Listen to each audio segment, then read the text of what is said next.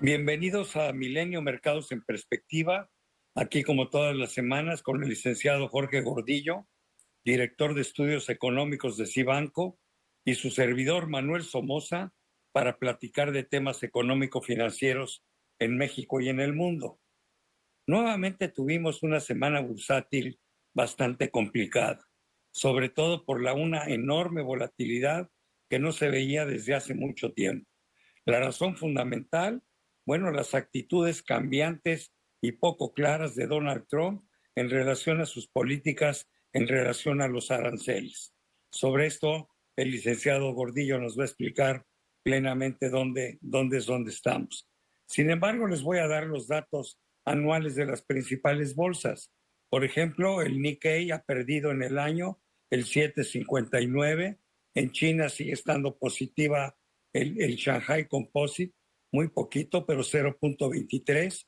En el caso de Europa, las noticias son muy buenas.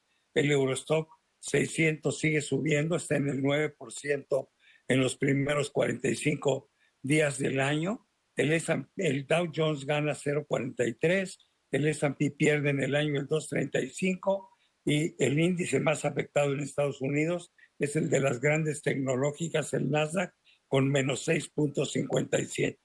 La bolsa mexicana ha perdido el impulso inicial que traía, sin embargo, todavía sigue en números negros, con un rendimiento en el año de 5,74.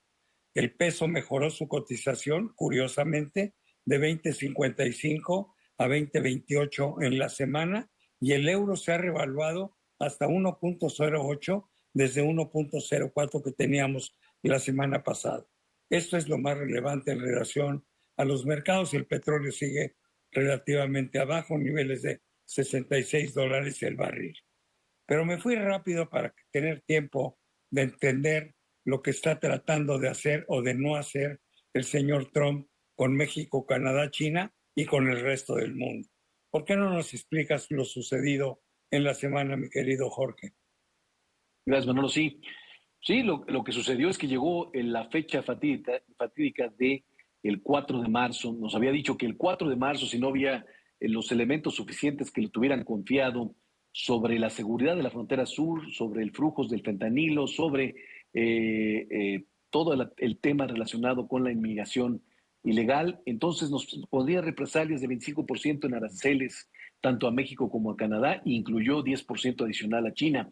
Pues llegó el 4 de junio y nos puso los aranceles y nunca pensamos que esto llegara y nos mantuvo así 2 días y generó un verdadero caos en la relación comercial que tiene con sus socios comerciales porque ya llevamos muchos años ya acostumbrados a mover las mercancías en la frontera sin arancel y esto generó mucha revuelta, mucha reacción. Y bueno, vimos reacciones de armadoras norteamericanas haciendo lobbying en Casa Blanca para tratar de decirles, oye, búscanos una solución que no sea esta, porque nos vas a lastimar a la economía norteamericana. Y bueno, terminó primero cediendo, darle una concesión de un mes al sector automotriz y después hablando con tanto la presidenta Sheinbaum como el dirigente canadiense Trudeau, para quitar los aranceles de manera momentánea otro mes hacia el 2 de abril, encaminarlos hacia donde habíamos comentado, era la fecha fatídica donde terminaría el estudio país por país sobre sus aranceles recíprocos, que no es otra cosa más que le va a tratar de cobrar lo mismo, el mismo acceso que le dan cada país al producto norteamericano, le va a cobrar lo mismo en sus importaciones. Esto ha generado una reacción muy peculiar porque lo que quería Trump es que esto lo va a fortalecer económicamente hablando, políticamente hablando, y el mercado lo ha tomado exactamente al revés. Las bolsas en Estados Unidos son las que están perdiendo más, el dólar no se está fortaleciendo, ha perdido, y como dice, se revaluó el euro, el peso mexicano ha aguantado, nos afecta a todos, pero el mercado le está golpeando en percepción más a la economía norteamericana. Así es, yo creo que nos trae locos, ¿no? La verdad, México necesita no una pausa hasta abril, México necesita una respuesta contundente donde nos quiten los aranceles, simplemente porque llevamos 3 décadas de hacer las cosas bien con ellos y con Canadá, ¿no? Entonces, económicamente es un absurdo lo que está tratando de hacer Donald Trump. Ojalá y se convenza. Y los mismos empresarios norteamericanos creo que están haciendo una muy buena labor también en ese sentido. Además, no es justo el trato a México porque la señora Sheinbaum, y mira que no soy de aplaudir yo, ha hecho lo correcto y ha cumplido cabalmente con los compromisos adquiridos, ¿no? Y en cambio Trump está jugando con nosotros. México no quiere plazos, México no quiere pausas, México quiere volver a donde estábamos porque es lo correcto para hacer. Por eso debemos de cerrar filas junto a la presidenta de México en ese sentido. Pero bueno, pues todavía nos falta un mes para ver qué es lo que sucede. Oye, pasando a un tema ya distinto, es muy importante lo que está sucediendo en Alemania. Hay un cambio radical en la política monetaria de ese país. ¿Por qué no lo explicas en forma muy breve y muy concisa? Sí, bueno, hubo elecciones apenas en Alemania y el nuevo gobierno está proponiendo incentivos fiscales muy importantes para el desarrollo de infraestructura, para desarrollo de crecimiento económico, salirse un poco de este margen que tenía por décadas atorada a la principal economía de la eurozona, a buscar un mayor crecimiento, aunque se salga de las condiciones que le permite la eurozona en cuanto a déficit público. Entonces, sí es algo muy interesante porque además dentro de la partida hay una parte sobre defensa que considera aumentar de manera importante en gasto, dando un paso, dos señales muy importantes.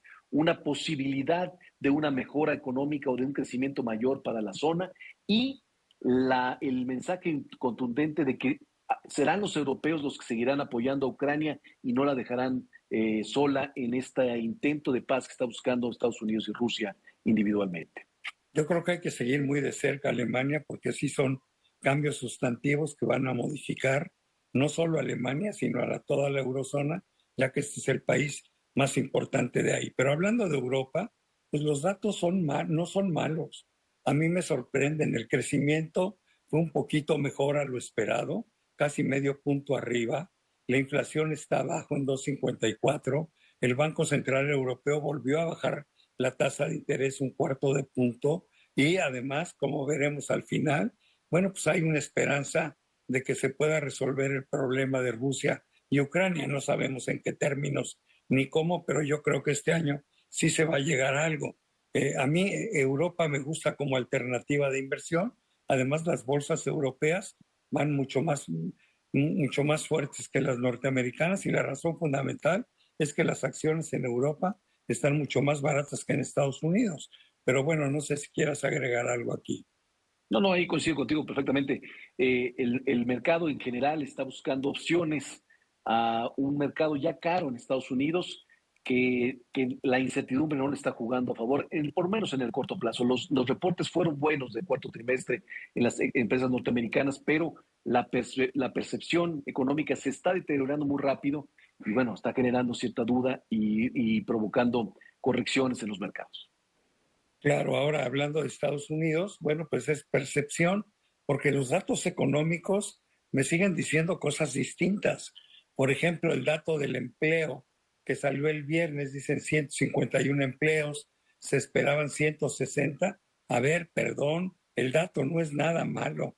Quiere decir que todavía hay fortaleza en el sector laboral y es uno de los indicadores básicos para la Reserva Federal. La Reserva Federal también habló el viernes y dijo que, bueno, estaba viendo a ver qué impacto tendrían las políticas económicas de Donald Trump, pero sí los mercados sienten que hay una probabilidad real de que la tasa baje, no sé si una o dos veces en el transcurso de este año nuevamente en los Estados Unidos. Y además, todo nos indica que es una economía que puede crecer entre el 2 y el 2,3%, que para una economía de ese tamaño, pues no son malas noticias. No sé qué opinión tengas sobre esto, mi querido Jorge. No, lo dices muy bien. Los datos en general, los datos duros, demuestran todavía solidez de la economía norteamericana, refuerzan lo que se venía pensando, lo que se ha venido viendo en los últimos meses. Son los datos adelantados, los datos de percepción, de confianza, los que se están deteriorando muy rápido. Y es porque hay mucha incertidumbre y no solamente le afectan a Estados Unidos, nos afectan a México y a todos los empresarios en general, el no tener claro qué va a pasar, que nos den margen de un mes, no tener claro qué va a seguir después. O sea, lo que el empresario y la economía necesita es certidumbre y es la única manera de planear y generar un plan de mejora económica. Así es. Ahora, vamos a México. Aclararía yo que para que nosotros podamos dar la información que damos a estas horas, bueno, pues tenemos que hacer la grabación del programa un poco antes. En México hay dos cosas que no conocemos. ¿Cuál fue el discurso de la señora Sheinbaum en el Zócalo? No sé lo que haya dicho, pero o lo que va a decir, pero también hay mucho ruido sobre la Secretaría de Hacienda de que podría haber posibles cambios. Son cosas que ni tú ni yo sabemos en este momento y lo quiero simplemente aclarar.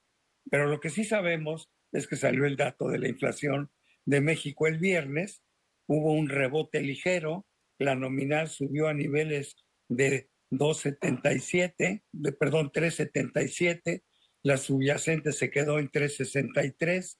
A mí me parece que a pesar de que es un pequeño rebote, esto no cambia la opinión de Banco de México o no cambiará la opinión de Banco de México en relación a seguir bajando la tasa de interés, quizá del 9,5% actual al 9%, es decir, que vuelva a haber una baja importante de 50 puntos base. Es una opinión muy personal, a mí me encantaría saber la tuya. Sí, el dato no es malo, aunque rebota la inflación, está muy focalizada a bienes que no tenemos control.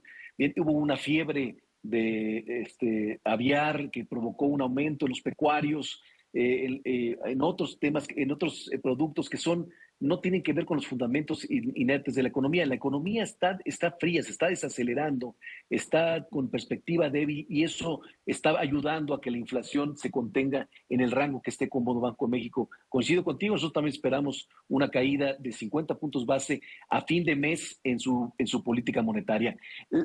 Lo que hay que estar muy atentos es en la semana que entra, es el 12 de marzo, el siguiente fecha fatídica que hemos estado esperando.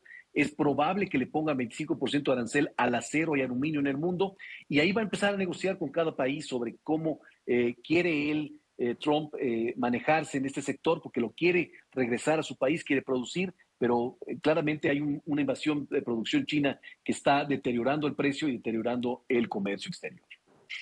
Pues así es, Jorge, se nos acabó el tiempo. Muchísimas gracias, te lo agradezco, pero sobre todo le agradezco a todos ustedes que estén con nosotros aquí semana a semana en Milenio, Mercados en Perspectiva. Nos vemos pronto. Que estén muy bien. Hasta la próxima semana.